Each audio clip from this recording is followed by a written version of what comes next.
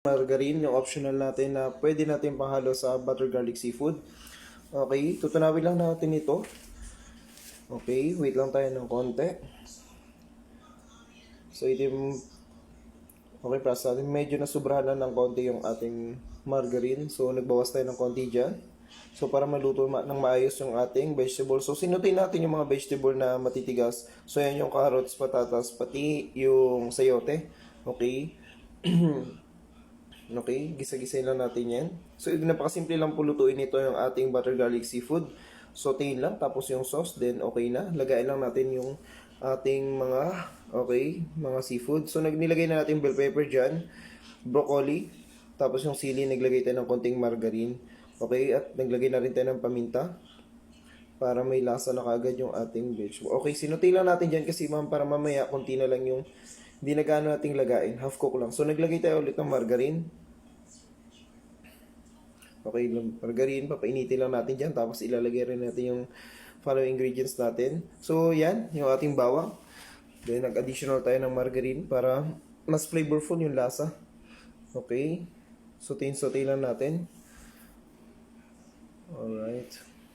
So, ganyan lang po. Napakadali lang po lutuin nating butter garlic seafood sa mga gustong magluto ngayon this coming Christmas at New Year. Napakasimple. Naglagay na rin tayo dyan ng oyster. Okay, ng sugar, ng pineapple juice.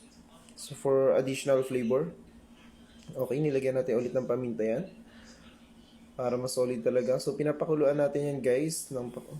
So, dito na natin nilalagay yung stock o yung pinakuluan natin ng mga alimasag, ng mga hipon kanina for additional flavor. So, nagdagdag tayo ng konting. Ito kasi, kumbaga, gagawin natin, half cook lang natin ito kasi nalaga na natin yung alimasag, yung hipon, pati yung ating mga ibang mga matitigas na yung mais, saka yung pusit. Nalaga na natin yan kahit paano. So, ito mabilis lang. Paglagay nun, konting mix, vegetable, konting mix, kasi nasutin na natin. Then, mumukbang na tayo. Alright. So, I think it's enough. Alright. So, lagay muna natin yung ating masa. Okay, so yun guys. After natin magawa yung sauce, okay, napakulan na natin. Nilagay na natin alimasag, hipon, pusit, pati yung ating nilaga na na mais. So, yan po yung mga seafood natin is laga na yan, pati yung mais. Para sautein na lang tayo ng sautein. Okay. So, yan, nilagay na rin natin kanina yung ginisa natin sinutin natin ng mga vegetables. Alright, ganun lang, mix-mix lang natin, then pakuluan na konti. Gawa na yung sauce natin is napakuluan na natin, so maghihintay lang tayo ng konti. Then, mix-mix lang natin para yung the rest na sa taas is maluto din natin. Ma-mix yung, kumbaga, ma-absorb ng vegetable, pati ng seafood natin yung sauce na ginawa natin. So, napakasimple lang, sweet, spicy ito yung ginawa natin. So, naglagay lang tayo ng pineapple juice. Dapat is, na mga ketchup yung ilalagay natin. So, ginawa natin siya, twist natin siya sa oyster, tsaka sa pineapple, gawa ng, nakalimutan natin ibang ingredients. Pero, yung ingredients natin is the best din talaga, guys. So, masarap siya. So, ayan, kung may mga bisita kayo, talagang takam na takam sila ngayong Christmas at New Year na parating. So, pwede nyo gawin to guys, napakadali lang, gisa. Okay, lalagayin nyo lang yung mga seafood at yung mais. And then, sosotain nyo lang, o gigisayin nyo lang yung ating, yung ating mga vegetable, and then yung ating, mga seafood. So, inilalagay na natin yan. So, for good presentation. Okay, ayan. So, napakasarap talaga guys. Solid na solid. So, yun, even ako takam talagang.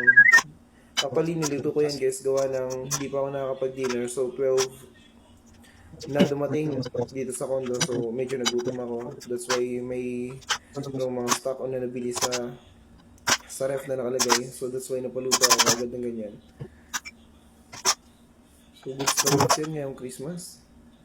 So, ayan. Talagang binigyan natin ng magandang presentation.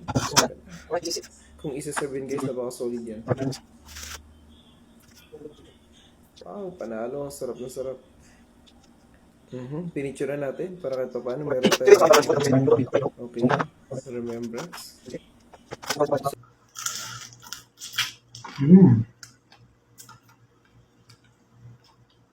Gabi sarap. Sarap ng enhance ng flavor ng Tapos may aftershock. May sweet and spicy siya.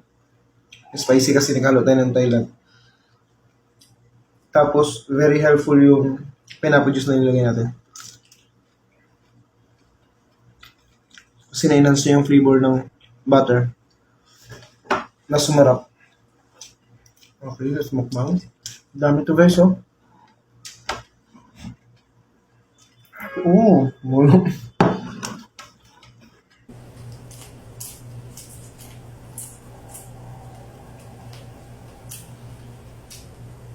Then looking ako sa ano, nakakilala ako dito sa Facebook. Ang friends na dito sa Manila. Pumunta ng Baklaran kasi mga kapatid ko naglalamig sa akin. Wala pa akong panigalo.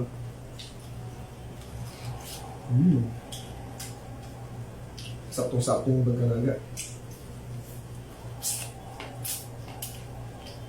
Dito pa lang sa mais.